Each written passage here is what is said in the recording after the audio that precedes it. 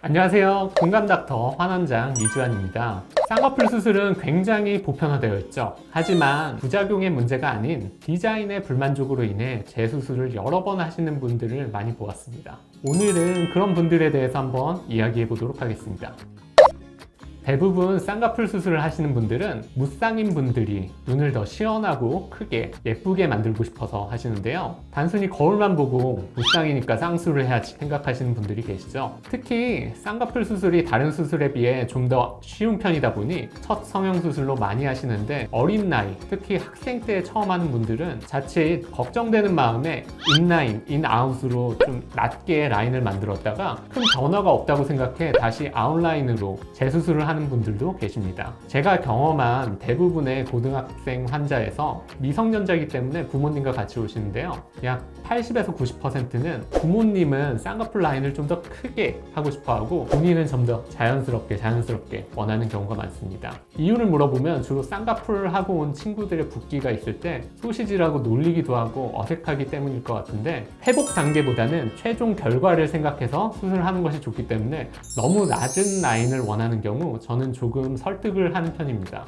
그리고 또한 처음부터 높게 원하는 경우도 있는데요. 아웃라인으로 무조건 크게 하겠다, 그렇게 했을 때 눈이 커졌다는 느낌보다는 수술한 티만 나는 소세지 같은 경우도 있고요. 이런 원인은 단순히 쌍꺼풀 유무가 아니라 동공의 크기, 즉 눈 뜨는 힘과 눈의 길이를 파악해야 합니다. 특히 눈 뜨는 힘이 좀 약한 경우, 큰 쌍꺼풀을 만드는 경우 어색해지기 쉽고 상대적으로 눈 뜬 모습이 더 작아 보이는 경우도 있습니다. 그리고 눈의 가로 길이가 짧은 분들은 쌍꺼풀 수술을 해도 드라마틱한 결과를 얻지 못할 수도 있습니다. 제가 이럴 때 무조건 쌍꺼풀을 하지 말라는 것이 아니라 눈매 교정이나 트임을 병행해야 원하는 결과를 얻을 수 있다고 알려드리고 싶습니다.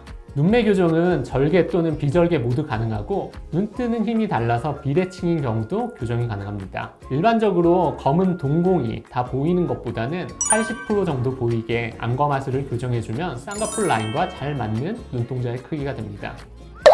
트임은 윗트임, 밑트임, 앞트임, 뒤트임 여러 가지가 있죠. 무턱대고 아무거나 하는 것은 아닙니다. 일단 앞서 말한 가로 길이가 짧은 분들은 앞트임을 추천합니다. 한국인들은 몽고주름이 많은 편이라 앞쪽 공간과 위쪽 공간을 열어주는 것이 가장 효과가 좋기 때문입니다. 그리고 눈꼬리가 올라가 있거나 경사가 큰 경우도 앞트임으로 좋은 효과를 볼 수 있습니다. 그리고 가로 길이를 길게 하기 위한 또 다른 수술은 뒤트임, 밑트임이 있는데요. 여기서 가장 중요한 것은 트임을 할 수 있는 여유 공간이 얼마나 있느냐입니다. 여유 공간이 없는 경우는 아쉽지만 저는 추천하지 않고요. 공간이 많지 않아 큰 효과를 보기 어려운 경우도 있어서 반드시 진찰 후에 가능한 정도를 확인해야 하고, 눈 밑에 긴장도가 너무 타이트한 경우 뒤트임만으로는 큰 효과를 못 볼 수 있어 밑트임을 병행해야 하는 경우도 있습니다. 반면에 동공 아래 흰자가 많이 보이는 경우 삼배간이라고 하는데요. 이 경우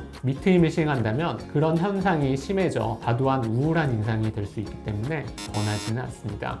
항상 본인이 컴플렉스라고 생각하는 부분도 거울로 보면 그 부분만 보이기 때문에 상담을 다니면서 타인이 그리고 전문의가 파악을 해줘서 좋은 수술 방법이 결정된다고 봅니다. 특히 개개인에 맞는 디자인을 책임지는 환자분들과 잘 맞는 원장님을 만나는 것이 중요합니다. 저희 비트인 성형외과처럼요. 오늘은 쌍꺼풀 수술을 비롯한 트임 수술에 대해 이야기해 보았습니다. 상대적으로 눈 수술이 간단한 수술이라도 어떤 의료행위라도 부작용을 동반한 가능성이 있기 때문에 꼭 상담을 직접 받아보시고 수술을 결정하시길 바랍니다. 오늘도 좋아요, 구독 부탁드립니다. 감사합니다.